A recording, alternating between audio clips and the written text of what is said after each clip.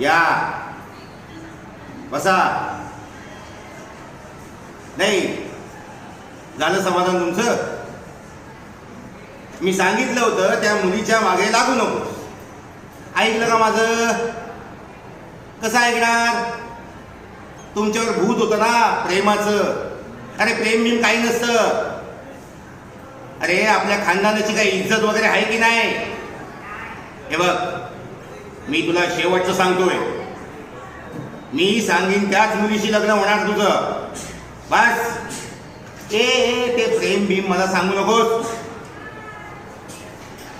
अरे आमच्या वेळेला आम्ही काय केलं? लग्नात जेव्हा हार घालायचा होता ना, तेव्हा फक्त तेव्हा चेहरा बघितला तुझ्या आईचा. विचार काय हो, बरोबर सांगतो की नाही? हायला आलं हे बेन. हा हे बघ, त्या मुलीचा नाक सोडून दे. अरे असे 56 बघू. अरे आपल्या खानदानाशी काही मॅचिंग बिचिंग आहे की नाही? हा ती कुठे, आपण कुठे? हे बघ, माझ्या मित्राची पोरगी आहे, मस्त 25 एकर शेत आहे, गाडी आहे, बंगला आहे, सोनं नाणं सगळं घेऊन येईल. हेच पाहिजे आपल्याला. कळतंय की नाही तुला? ऐकलं का? पोरगा प्रेमात पडलाय. तुमच्यामुळे झालंय सगळं. लाडावून ठेवलंय त्याला.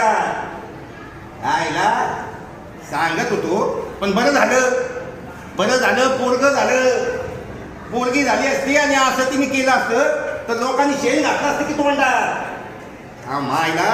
हे बघे, तुला शेवटचं सांगतोय, बापाचा ऐक, नाहीतर तिला बी गाडी झाली, तुला बी गाडी. समजलं का?